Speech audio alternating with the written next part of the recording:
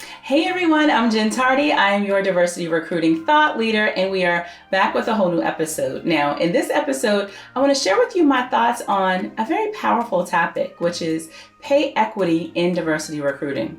Recently, one of my corporate clients asked me a terrific question. They said, hey, I heard or read somewhere that equity does not mean paying everyone the same thing. If you want to hire underrepresented populations, for example, you might need to pay them more for those hires.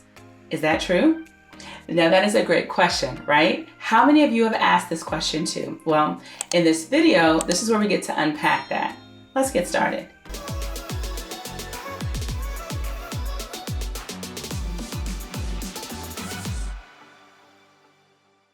The short answer is that equity does not mean paying someone more due to identifying factors like race, gender, etc. This is a tricky subject, because pay equity is actually referring to two things. One is paying people the same for the same work. And at the same time, it's number two, which is putting efforts into fighting the social injustices and issues that created the inequity in the first place. For example, issues around pay transparency, unconscious bias, or even prejudice and preferences in the hiring process is also a part of the conversation around pay equity. So join me in the comment section and share with me if you've ever found yourself face-to-face wondering if it was actually ethical to pay or legal to pay someone because of their race, gender, disability status, or even because they identified as LGBTQ. Now, for all of you who are like, but this doesn't help me, Jen, because we need to increase diversity and we are competing against other companies looking for the same talent. Okay, there's another side to this story. Let's discuss demand and supply 101. We are living in interesting times, right? With the Black Lives Matter movement, and movements like this have shed light on previously overlooked and untapped groups, and it's drawn more attention toward equal pay, equal rights, and shining a light on systemic racism and socioeconomic disparities. In June of 2020, the equal pay debate was reignited when the U.S. women's soccer team publicly called for pay equity legislation.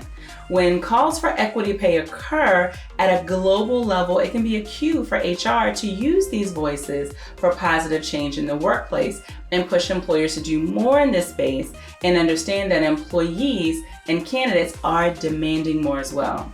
These movements have also created demand for competition. If all the companies in your industry are all working to increase diversity, for example, it's likely that you may want to be prepared to negotiate competing offers. So let me repeat, equity does not mean paying someone more due to identifying factors like race and gender, but we are living in times of supply and demand, and it may cause an uptick in offer negotiations, especially among talent from historically underrepresented populations. The demand for talent is justified as paying premium for talent in hard-to-fill roles or paying premium for talent with skills in demand. The important factor here is that we must stay focused on the skills and the role, not regarding the way in which a person identifies. If you find talented individuals who have the skills to do the role and you wish to pay a premium to compete for this talent because they may have competing offers, that is a reasonable justification that should be notated and recorded somewhere.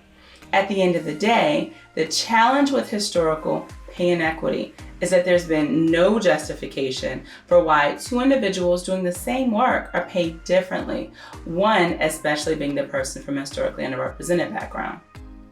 A diverse, equitable, and inclusive work environment is not only the right thing to do, but it can also result in new and innovative ways and more engaged workforces. Make sure your policies and practices are free of discrimination and effectively promote equity in pay. This will allow you to attract the right candidates and promote equality in the workplace. If you like this video, make sure that you share it with your team and check out this other video, which is the most important factor to increasing diversity. By the way, if you're ready to work with me, contact me today by visiting our website at jennifertardy.com.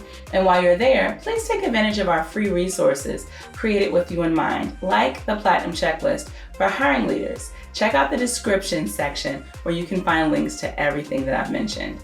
I am Jen Tardy. I'm your diversity recruiting thought leader, and I will see you in the next video. Take care.